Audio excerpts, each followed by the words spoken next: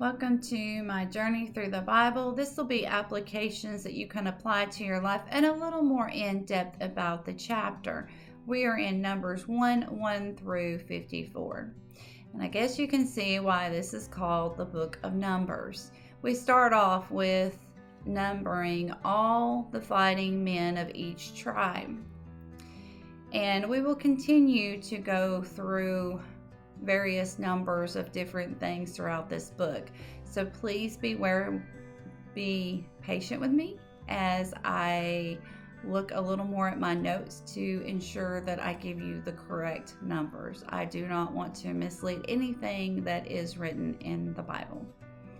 Now, this was roughly about a year that the children of Israelites had left Egypt, and they have been in the wilderness. Moses and Aaron had given the children of Israel the laws, the commandments, the guidelines that God had for them for their living. And God had promised that they would go into the promised land. So they were preparing to enter the promised land. They needed to have a count of how many fighting men they had, because they were going to have to fight to enter into the land. Plus, they were going to need to know how much land they needed for each tribe and for the number of people that were there. Now we see that the Levites were not numbered in the fighting men, because ideally what was going to happen is they enter into the promised land, and each tribe would have enough land for the amount of people that were in their tribe.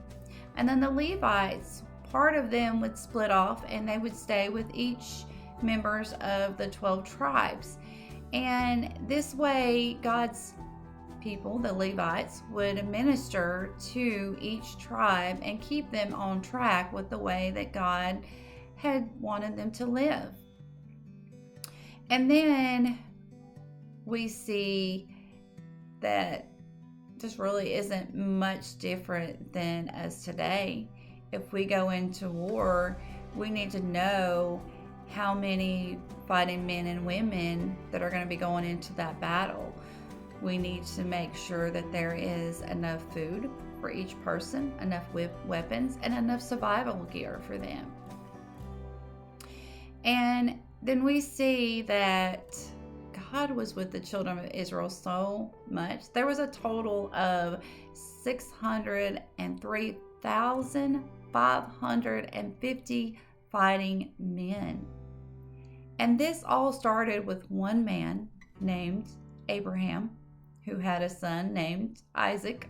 And then Isaac had twin boys, Esau and Jacob. And these are only the children of Jacob.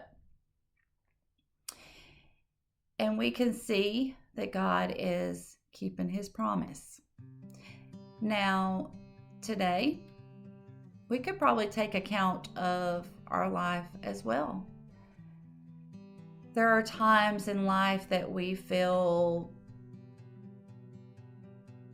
a loss, maybe unsure as to where we will go next.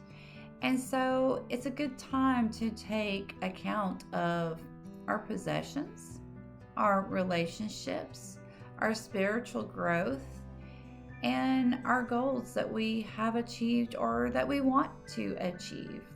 And then this will give us a perspective as to what we need to do next. When we take account of our life, we can see how much we have done for God and for other people, and how much we have done for self. And then we need to be honest with ourselves and see where we need to make some changes.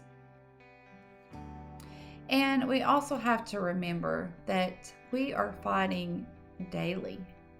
There is a spiritual battle that goes on every day around us. And our enemy will use our brothers and our sisters for us to fight with. And they're not our enemies. It's just that's who Satan uses to get us riled up, to offend us by something that is said, or to cause ourselves to get out of trouble. Maybe we blame somebody else. Maybe somebody blames you. And then the fight starts. And this is what Satan does. He likes to bring in confusion and despair into relationships, anything that would pull us away from God. And godly people that believe in God, they may be a little more patient. And the ones that don't believe in God, they might not be so patient, and they may be more quick to accuse or to blame you for things. And we just have to realize that we are here to achieve things for God, to be a servant to God and to others, to achieve goals for the kingdom. And we could probably take some time and write steps to see how we need to achieve those goals. What goals are you going to set? How are you going to achieve them? What steps are you going to take? And then start training and make it an achievement. May God be with you in everything and in every way.